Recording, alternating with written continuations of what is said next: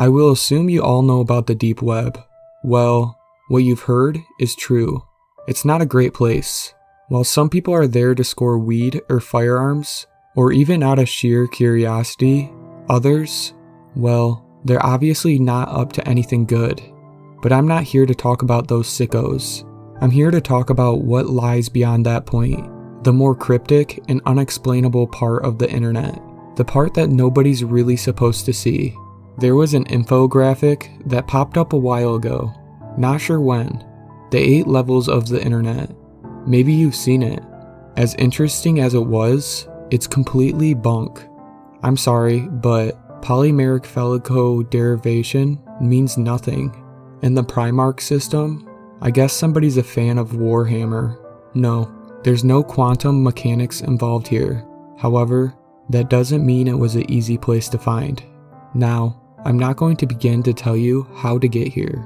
It's unlikely that you'd be able to, even if I did.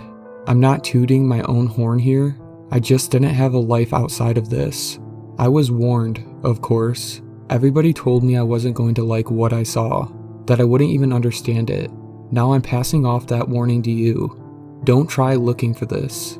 There's no official name for this place, or at least, I haven't seen one. There were rumors. However, these ranged from an Illuminati chat room to a virtual holding cell for an experimental AI gone rogue. In reality, it's a lot worse. After a long and painful process of breaking down firewalls, encryptions, solving bizarre philosophical riddles, and following hidden links, I was finally directed to a blank page with one line of text and a text box underneath. Quid queries, Latin for, what do you seek? I remember feeling surprised, but in retrospect, I didn't know what I was expecting. I'll admit, I was a bit stumped here, partly because I didn't know the answer to that question. I had no objective, I just wanted to see if I could do it. I tried some generic answers at first. I typed in, the truth, and enlightenment. You know, Matrix shit. Nothing happened. I tried a bunch of answers, but none of them worked. I was getting frustrated at this point. Maybe this was a gag page. Maybe I really hadn't figured anything out. If only. I tried something off the wall. Not sure how it came to me or why I thought it would work, but I typed in, what also seeks me. Now that I think about it, this thing might have been an AI. To my surprise, the page went blank, like fully blank. I waited. After about 5 minutes, I was directed to what looked like a form. No, not even that. It was more basic. Just a list of links over a brownish yellow background. The links themselves were indecipherable. Just seemingly random sequences of characters, symbols, and letters. A lot of them I had never seen before. It almost looked like an alien language. Obviously, just a code I didn't understand. At this point, expectations were off the wall. Each link was a shot in the dark. I clicked on the first one. It loaded up a live feed of what seemed to be the Paris catacombs. I watched for a while, but it was ultimately uneventful. I moved on to the next link. It was a shaky video in a dark setting, but I could make out men in tactical gear. They were in a house, opening doors and sweeping each room. Eventually, they kicked one down to reveal a creature. Tall and humanoid, with scaly skin.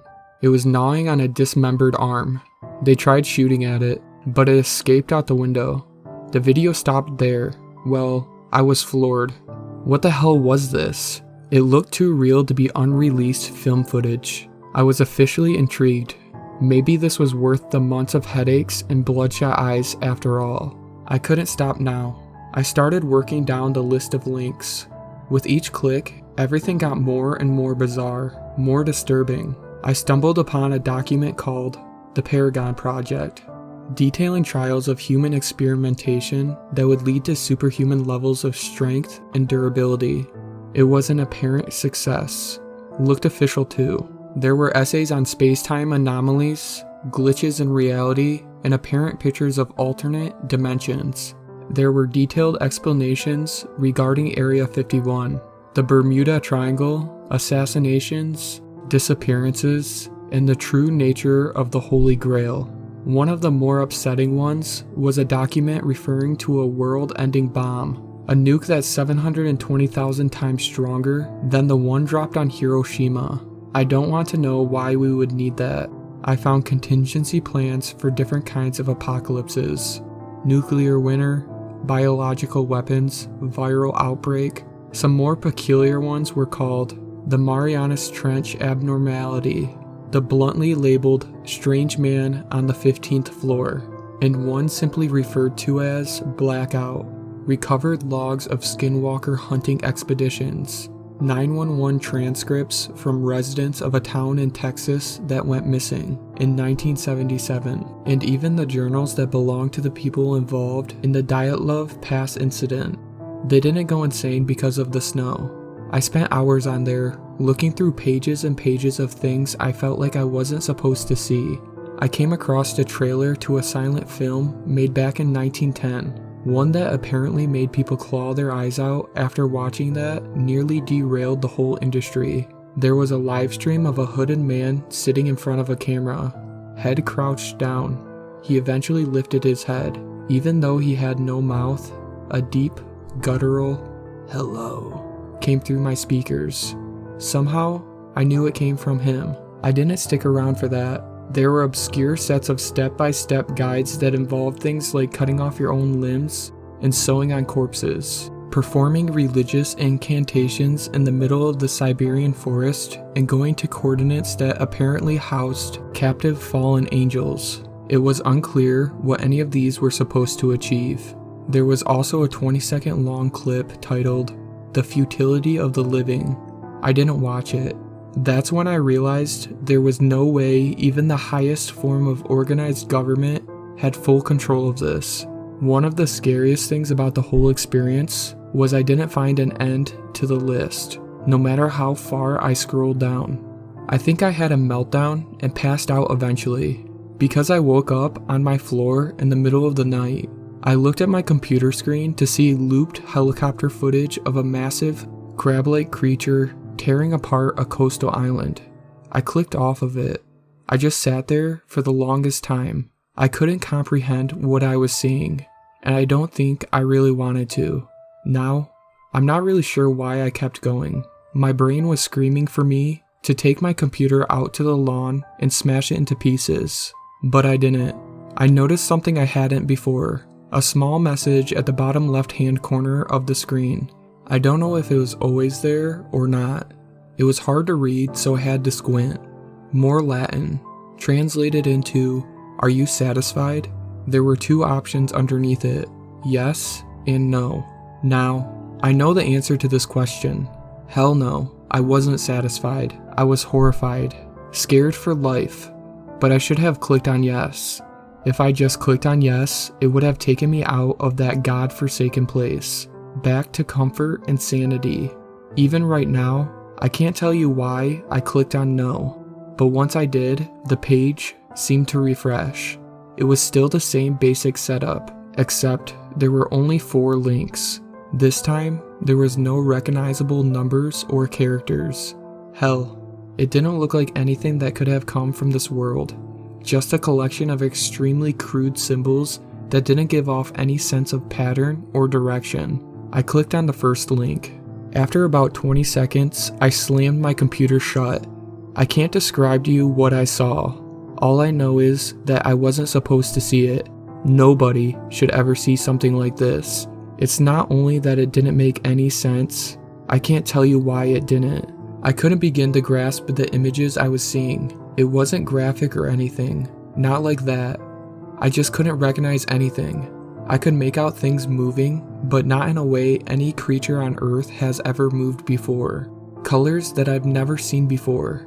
Just thinking about it gives me a splitting headache. This is my best attempt at visualizing it. We have 3 dimensions here on Earth. We can move forwards, backwards, left, right, 72.4 degrees southwest, etc. These things weren't restricted to that. I can't explain it any further. All I know is that I didn't want to watch one more second. I don't think I would have been able to. I left my room for the first time in a while. I was planning to leave my house. I needed fresh air, to take a walk or something. Hell, I was thinking about running a marathon in the middle of the night just to get my mind off that shit for a few hours. I was putting on my jacket when I heard a knock at the door. I stopped dead in my tracks. Obviously, I wasn't opening up. About a minute and 5 more sets of knocks came before somebody spoke up. "Open up. We know what you did, but we're not here to hurt you. We just want to talk." The tone wasn't threatening. Eventually, I obliged. I opened up my door to 2 tall, slim men in suits. They smiled at me. "Can we come in?" I still don't know how they found me. I thought for sure that I was off the grid. We sat down on the couch. I guess I was just waiting for answers at this point. One of them looked at me and said, "What were you looking for?" "I don't know, but I'm not going back," I responded. He smiled again, like this is what he wanted to hear. The other one piped up, "Who do you work for?" His tone was a bit more aggressive. I just shook my head. Look, I didn't know what I was getting into. I wasn't looking for anything. They just stared at me for a while. "I'm not gonna tell anybody. Trust me." They finally responded, "We're not worried about that. Doubt anybody would believe you." Another smile. Somehow it felt genuine. "We just wanted to know what your priorities were." In retrospect, that was a very strange question. "Just do us a favor and we'll leave." I perked up. "Give us the device you used to access it." I didn't ask any questions. I ran upstairs and basically tossed them my laptop. They both smirked at me one last time before heading for the door. Just as they were about to leave, one of them turned back. "I don't think you need to be told, but don't try this again. And don't show anybody else how to get there either. We'll know." I didn't ask who they were. I'm not sure I would have wanted to know. It's been a week now. I don't go on the internet so much anymore. After this, I'm going to try and forget, to try and not think about it anymore. I've started having horrific nightmares. Been seeing a therapist for that, but I don't think it's helping. Anyways, I'm not going to let this consume the rest of my life. The thing is, I'm afraid this might not be possible. There are some things we aren't supposed to know about, probably for our own safety and sanity. Don't try and seek them out. It's better that way. However, it might be a bit too late for me. They say that 99% of the internet is not accessible to traditional browsers. The world that lives beneath that which we see when we visit the dark web contains things which defy normal understanding. It has become a breeding ground to all of man's most preserved and dark fantasies. It's a place where chaos reigns supreme. My mother is not an extremely savvy internet user. In fact, most of the time, she has little to no idea what she is doing on there. If she is on someone else's YouTube account or Gmail, she often does what she's trying to do without paying attention to whose credentials she is using. Can you blame her though? Her generation didn't grow up with computers. They are severely disadvantaged when it comes to that kind of stuff. I, on the other hand, pride myself on being knowledgeable about computers and the internet. I don't know how I would live my life without the opportunities it affords me. One could easily assume then that I'd be someone who would take an interest in the dark web. And believe me, it's not for the faint of heart. Now the thing is that I am very careful with what I do. I use a great VPN service and I know what I can and can't click in order not to expose my IP address to anyone. After years of doing this though, I did however become a bit too careless, and it just so happened that the time I did, I was on my mom's computer. I was hanging with my family during the holiday, and I got into an argument with my little brother Tommy about a certain listing that I had seen on a dark net market search. He's always been a bit of a sheltered kid, considering he has a cleft lip and my parents baby him like a toddler. So I figured it was my responsibility to show him some of the real world every once in a while. I had told him about this listing for a clown that you could hire for birthday parties that was for some reason being advertised on the dark web, and he of course didn't believe me. So I showed him the listing and we read about how the clown would provide your party with an exceptional experience. One that you would likely never forget. Considering my knowledge of the dark web, I was pretty sure it was not an experience you would want to remember. After I showed him, I got distracted and went about my business doing other things. Somehow though, I left my browser window open on my mom's computer. This was hands down the worst, most careless slip-up of my life. One that I will likely never live down. After I was done on there, she used the laptop and thinking that the clown was something my little brother wanted to do for his birthday, she went ahead and paid for him to come visit the house.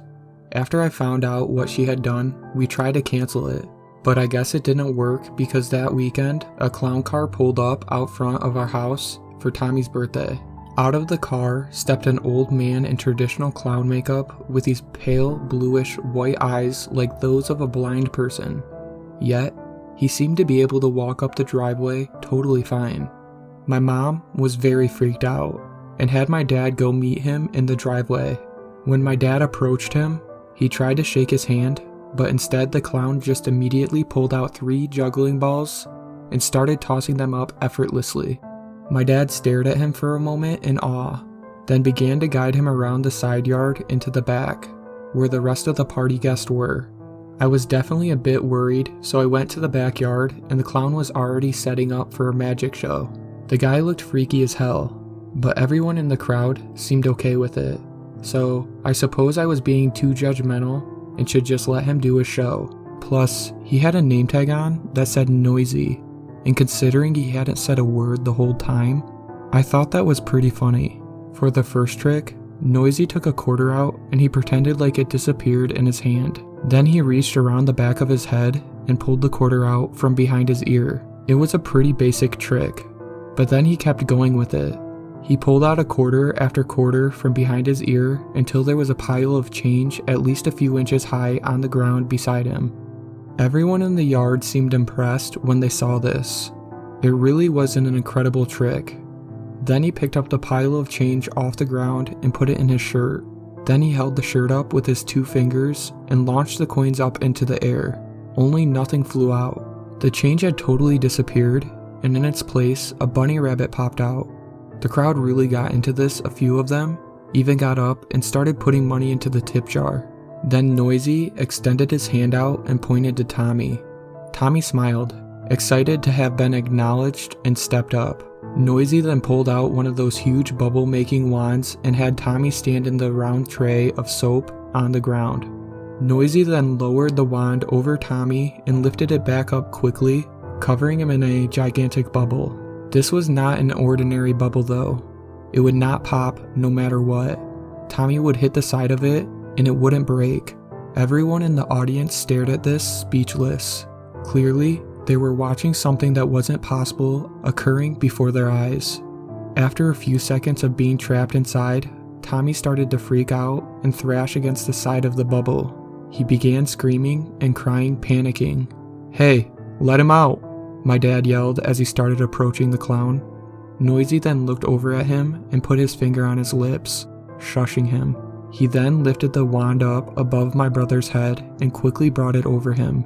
The bubble instantly disappeared, and so did Tommy. Frantic, my dad charged towards Noisy, but just before he could get to him, the clown brought the bubble wand down over himself and vanished as well. My dad screamed frantically, looking around for the 2 of them. Realizing the gravity of the situation, the crowd began to stand up and try to help my dad look for them. Then we heard a car start up in the driveway. Several of us sprinted to the front yard and saw the clown car pulling out and taking off down the street. My dad and I, along with several others, got into our cars and peeled out, chasing after him. Then the clown car turned a corner, and by the time we got there, it had vanished.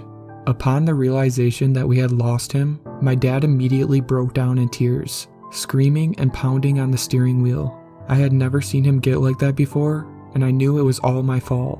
The following weeks were some of the worst I had ever experienced. Constant contact with the police and interviews, where everyone was relentlessly asking me about why I was on the dark web and what I knew about my little brother's disappearance. I honestly feel like I was lucky they didn't pin the entire thing on me and just close the case. I didn't stop going on the dark web though. In fact, I started using it more. I knew that if there was any way I was going to find my brother's kidnapper, it wasn't going to be using the old-fashioned police detective model. I had to track Noisy down once he decided to stalk again. So I created various fake identities on numerous darknet markets and made posting after posting for birthday party clowns to come perform at my son's party. Then finally, after several weeks of doing this, I got a response. Only it wasn't from Noisy. It was from another old man dressed as a clown who included a picture of himself in the posting with his response. The weirdest thing was though, the man had a cleft lip and looked just like my little brother, only he had aged at least 50 years. I was really freaked out by this and had to know more, but after I posted several times for him to meet me, I think he could tell I was trying to trick him because he would never show up.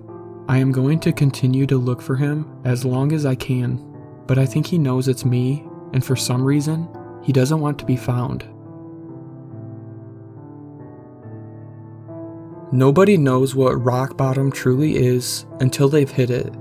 Being abruptly fired from a job you've worked at for the past 10 years, and then catching your girl cheating on you with your replacement, really makes a man think, hell, my student loans aren't even paid off yet. What a shit show this life is. After a rather boozy night that consisted of sending out about 4 dozen resumes and horrendously written cover letters, I passed out.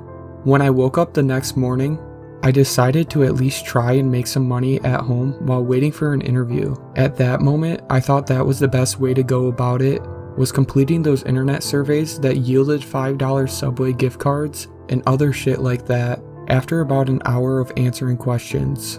I mean, I didn't have any other marketable skills that could have yielded immediate income. It was either that or wasting the day away playing computer games. At least I wouldn't have to pay for food. I did the surveys for about 5 hours before nearly passing out. It was way more excruciating than I originally anticipated. At the end of those 5 hours, I'd accumulated about $45 in cash and gift cards. $9 an hour. Not like I was making much more than that before. I was about to close my laptop for the day and head to a bar and attempt to drown out my melancholy when I first saw it. It shouldn't have been even noticeable.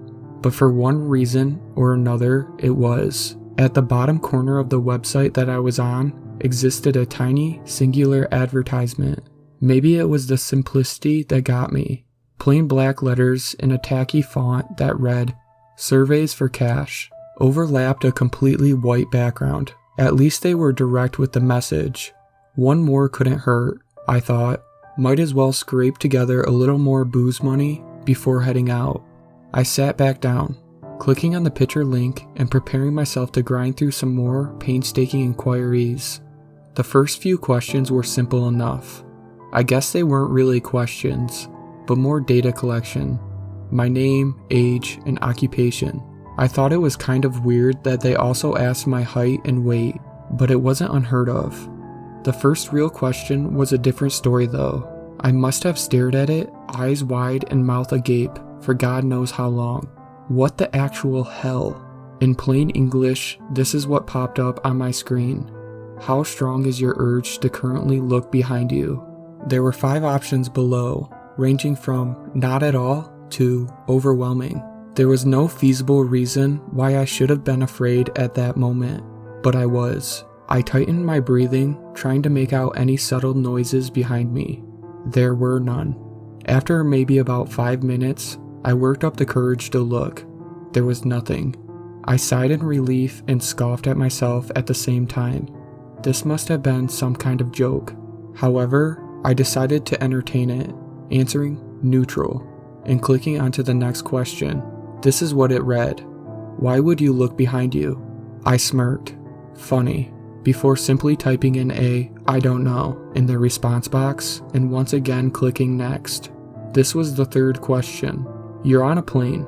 Apart from you, there is only one other passenger who is sitting somewhere behind you. At some point, you get up to go to the washroom and find that the man is gone. You check to see if he is in the only bathroom on the plane, but he isn't. What do you do? Again, I must have stupidly stared at it for nearly 10 minutes. Was this some kind of obscure personality test? I mean, it must have been, right? Right? I put the same answer that I used for the last question. I don't know. It was true. I didn't know. How was I supposed to answer this shit? I clicked next again, now more intrigued than anything. The fourth question went like this. You wake up in woods unfamiliar to you. It's nighttime, and the moonlight provides you with the only slight visibility. About 30 feet away from you, there's a small, dimly illuminated cabin. The door is open, and a smiling woman is motioning for you to come in. Do you go? Explain why. This question wasn't necessarily weirder than the last one, so my conjecture that this was some kind of odd personality test was still feasible. I actually make an attempt to answer this one. Something along the lines of going into the cabin because there's simply nowhere else to go. Once again, I click next. Probably shouldn't have. The questions started getting fucked up. They weren't too gory or explicit, not anything like that. They were just stranger, weirder, more psychologically disturbing. If you're wondering why the hell I kept going, I can't really give you an explicit answer to that. I just felt like I had to. It was an esoteric, creeping sensation that I can't quite explain away, but I could never shake it, so I just went on. Some of the questions that stood out were, suppose that you wake up one night to find an elevator in your house. During every midnight after that, it opens up for 5 minutes, revealing an exact copy of yourself that gets progressively more injured as time goes on. Do you keep living like this? Or do you enter the elevator once and end it all? And you're in a hotel room, but are awoken by rapid knocking at your window. You peek through the blinds, seeing what appears to be a man missing both his eyes. He puts his mouth to the glass and tells you to kill the woman in the bathroom immediately. Do you listen to him? This was one of my least favorites. You are watching home videos with your mother. One of the tapes include footage of her being murdered by a masked intruder. Your mother simply laughs at this footage without saying anything. In your opinion, is this a cause for concern?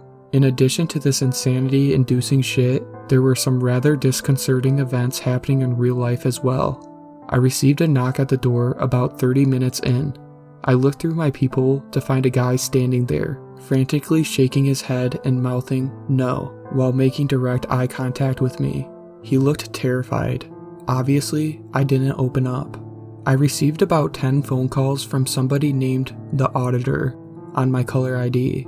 They left a message every time, but each one was just a recording that consisted of somebody saying numbers through heavy static. Actually, it sounded more like screaming now that I think about it. About an hour into this thing, and I was on the verge of a mental breakdown. I was petrified of looking behind me, even though there was no indication that anything should have been there. I heard some soft scratching coming from my vent at one point, so I moved my couch over it. Eventually, I reached what appeared to be the end of the survey. However, it wasn't a question. It was a simple statement. Don't let them in. They're not to be trusted. Almost as if it were on cue, I heard more knocking at my door about 5 seconds after reading this. As slowly and silently as I could, I moved over and looked through the peephole once again. It was a different person than the one I'd seen earlier. She was a woman, looking to be in her mid-20s. She was wearing a thick blazer, despite it being around 90 Fahrenheit outside. She was also wearing sunglasses, so I could never really tell where she was actually looking. She eventually took a piece of paper out of her pocket and slipped it under the door. I looked down and read it. It's lying. Leave your apartment immediately. It's been about a half an hour since. I can't bring myself to look at the computer screen, nor the woman outside. She's still there. I can see the shadows of her feet from underneath my door. I heard my bedroom window open a few minutes ago, but I've since jammed the door shut with a chair.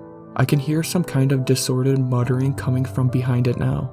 Maybe rock bottom wasn't so bad, but what the fuck am I supposed to do here?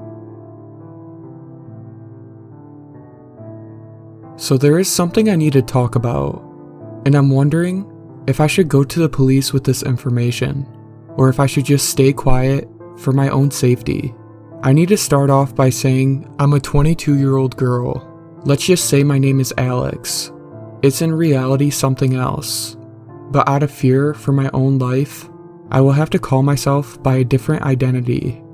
Not only will my name be different, but everyone in the story will be changed. I have a best friend named Stephanie. Her and I have been friends since sophomore year of high school, so roughly about 7 years. I met her in drama class, and I have always admired her passion for theater. I only took that class because I heard it was easy. It wasn't until probably 6 months after meeting in high school that she invited me over to her house to hang out. We get up to her place and get out of the car to a super nice mansion-styled house. I'm pretty taken aback, to be honest, because she wasn't dressed from head to toe in designer-named merchandise, like you'd think someone with this kind of money would be. I get out and ask what her dad does for a living. You guessed it, a doctor. Looking back, maybe I should have paid better attention in class, but that's besides the point. We go into her house, and right there in the doorway is her mom. She seems surprised to see me. I guess Stephanie wasn't too good on the communication aspect with her mom. Either way, her mom introduced herself and offered us a snack, and being 16, the perfect choice was of course a pepperoni pizza pocket. We get our food and scurry to Stephanie's room like two cockroaches trying to find darkness. We are eating and talking about what some people at school were up to today, and we were about to start our homework when I saw a figure walk by. I noticed it out of the corner of my eye. I turned to Stephanie and asked her if someone else was here. She said, "Yeah, it's probably my older brother Steve." I paid no mind to it and carried on with my homework prep. I asked Stephanie if she had anything to drink because the Hot Pocket was not going down smooth. She said to go check the fridge. I remember thinking, this is my first time in your house, and the first time meeting your family. You can't get up or at the very most go with me? But then again, we were only 16 and didn't quite develop the manners that we should have had. I creeped down their hallway and into the kitchen, trying to be silent, like a top secret agent in an old spy film. I quietly opened the fridge and started looking at what they had to drink. It seemed like they had every flavor of every soda ever made. Frickin' rich people. Then out of nowhere, I heard from behind me, "What you looking for?" I jumped back from shock. Stephanie's brother Steve was standing there looking at me. I just grabbed the first drink I saw and shut the fridge. I look at him and silently hold up the drink. He gives me a smile and sticks his hand out. "Hey, I'm Steve. Hi, I'm Alex." We introduced ourselves, and everything he said after hello was a blur to me. I can't remember anything he said because I was so distracted with his striking good looks. He appeared to be 18, but he was in very good shape with a very perfect white smile. I kind of oogled him and giggled, and then said it was nice to meet him and said, "I have to head back to the room or Stephanie will think I got lost." He smirks and says, "I hope to see you around more often." This was 7 years ago. Nothing ever came out of me and Steve, unless you call mild flirting something, but I just could never bring myself to make a move. I valued my friendship with Stephanie too much to risk anything with her brother. But now let's talk about the purpose of me telling you all of this. I was over at their house this past week. By now, I'm like a second child to Stephanie's parents, so I just let myself in and say, "Hey mom, hey dad," to her parents. But this last time I was there, Stephanie wasn't back from wherever she was at, so I do what I always do there. I went into Stephanie's room and turned on the TV. I noticed that Steve wasn't there either. Now I need to mention something about Steve. Ever since I've known him, he's always kind of stayed to himself in his room with his door locked. No one really ever knew what he was doing in there. And frankly, I don't know if anyone even wanted to know. But as I waited, I poked my head out of Stephanie's room, and I noticed that Steve's door was slightly ajar, which it never is. I know this is going to sound bad, but my interest peaked and my curiosity heightened. I walk to his room and slowly push open the door. It creaks like an old horror movie door would. I started snooping. Yes, snooping around his room. I told you I wasn't proud of this. I went to his bed and sat down. Nice little bounce to it. His sheets smelled like lavender. Of course, I had to check under his bed for naughty items. To my delight, he didn't have any. But then I noticed his laptop on his desk, along with a mess of papers around it. I take a few steps to it and open it. To my surprise, it had no password on it. It just opened up to the home screen. I'm well aware that what I was doing was a total breach of privacy, but here's when things take a very, very dark turn. I opened his internet browser. A window pops up saying, "Internet pages weren't closed down properly. Restore recent pages." I knew I shouldn't have, but I pressed yes. This website popped up, and it didn't look like any type of website I'd ever seen. It looked eerie. It looked like what you would imagine a dark and moist alley in New York would look like if it was an internet site. I didn't want to navigate on there in case Steve would later on check his history, so I just read what was in front of me. What I saw next made me sick to my stomach. It was a series of snuff films, ranging from people of all ages, and I mean all ages, unfortunately, all the way to animals. And then I realized that I had stumbled across Steve looking on the deep web. It makes me sick that someone would be looking at something so vile. And why was he looking at it? Was it just being curious? Because I know we have all looked at something weird before. It's just part of being human. Or was he looking at it for some sort of pleasure aspect? Then I noticed another tab was open. I once again looked over my shoulder, and then I clicked on the tab. Once the coast was clear, this is where I really got concerned. It was some deep website about how to kill people in all different ways and how to get away with it. Could Steve be planning on killing someone? I know as humans, our minds go to some dark places and sometimes assume the worst case scenarios. So I decided to try to brush it off as Steve being weird and curious, and I exited out of his internet and shut his laptop quickly. But that's when I noticed something else. Something major. I saw a yellow notepad underneath his laptop. I pulled it out, and on the front of it were a list of names. 7 names to be exact. I can't tell you whose names were on it, but I can tell you one name that was my name. One of the names already had a single pen line through it. What does that mean? Did I just come across a hit list? And why is my name on it? Does Steve plan on killing me? What's up with the one name that's already crossed out? Did Steve already carry out one of his hits? As I'm looking down on this paper, I hear a car door shut out front. It's Steve.